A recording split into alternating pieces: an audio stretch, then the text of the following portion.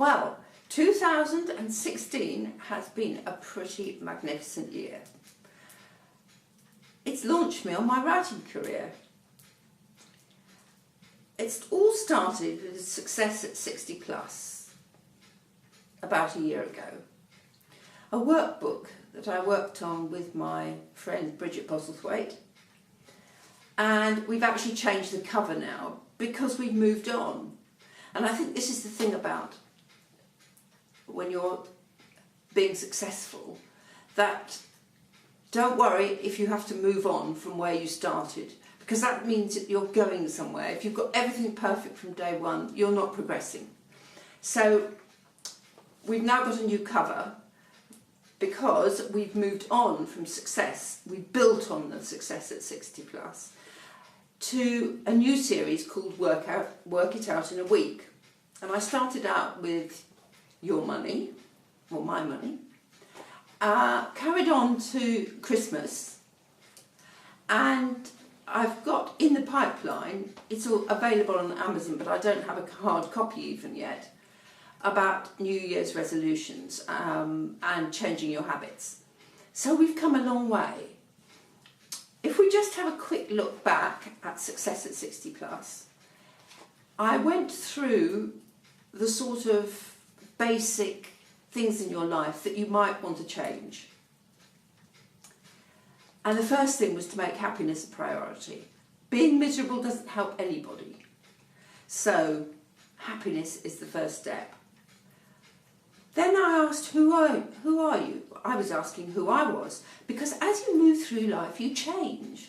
And that's what's so exciting, that you keep coming across new things, and at different stages in your life, you can do different things. So the person you were when you were 20 is not the person that you are now. And your needs, your priorities, your health, your energy, everything's going to be different. And isn't that exciting? I mean, I can't wait till I get to 70, because it's a whole new ball game. So who am I? So I've asked that question. And terribly important, where am I? Because if you want to go somewhere, you have to know where you're starting from. So start where you are, not where you'd like to be.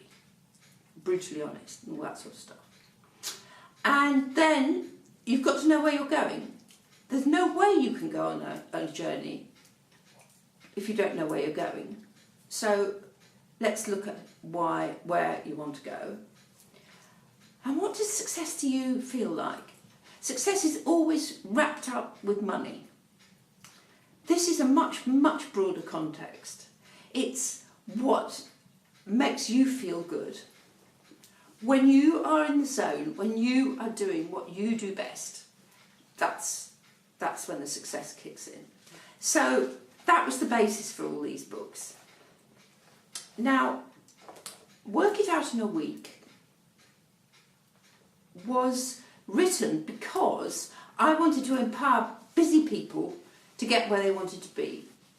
And we don't have a lot of time in this life, in this age. We're all busy doing things. Now, that is not necessarily the best way, but it tends to be the way. You may be younger, you may be busy with your family, with your work, with your career. When you get to 60 plus, you realise that you haven't got all the time in the world, and there's lots of things that you want to fit in to do. So if you can get rid of a few of the things that are challenging you, sucking your energy, bothering you, then that's great. You can get on with those things which you really enjoy doing. So work it out in a week, your money. Now, I'm not going to tell you which stocks and shares to buy. I wouldn't have a clue. But I have in this book talked about how you react to money, how you relate to it. For me, I had a money monster in my head that used to visit me at 3 o'clock in the morning, which was most inconvenient. And I used to wake up in a cold sweat.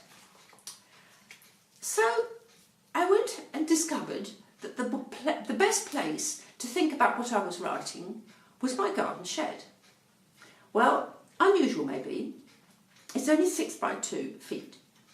Enough room for a garden chair a stack of firewood and my laptop with an extension lead from the house, so I'm not that far away. And I have loved it in there. The only reason that I'm not out there tonight is it is a bit chilly and it is December, and I do have a really lovely little fire here which I hope you can see. So I'm not out there tonight, but I very often do go out there, and when I go out there I get all my best ideas because I don't have a phone. Well, I can take my mobile, but I don't have a phone, so it's quiet, it's peaceful. Only the dog next door that I'm very fond of, called Sally, she barks occasionally just to remind me that I'm not somewhere else off the planet. And I have a wonderful dry robe which I haven't actually got it on at the moment because it would be a bit hot. I'll show you that another day. In fact, I've got a video that I did when I unboxed it, because it's really for people who go surfing, but it's really good for writing in the cold shed. And I have to show you my hat, because this hat was made in Cornwall, and it was made by Salt Cellar Hats and Claire Francis in Porthleven. She's got a gorgeous little shop there. She doesn't know I'm making this, but I adore this hat. Everybody loves it. I will actually show you what it looks like when it's on, but it is so warm and it gives me lots of ideas, and I just love it. So I had to show it to you. Very quickly, I'll talk to you about Christmas, because this is one of my favourite the most favourite season of the year for me.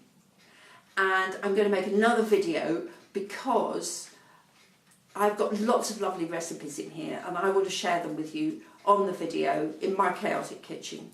So I'll do that later. But this Work It Out in a Week for Christmas, I've gone through all the different things, like what presents do you give to people? What do you do with people who are difficult at Christmas, because there will be one or two or more. How I'm going to really make my Christmas exciting, and how you can make yours exciting as well, because it's that warmth, that glow, the smell of sage or other festive scents like cinnamon, the music, the lighting. I haven't got many decorations up yet. They'll come very soon.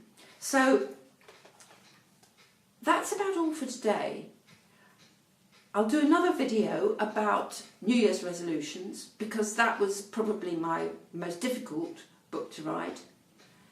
But that will have to wait till next time. See you soon.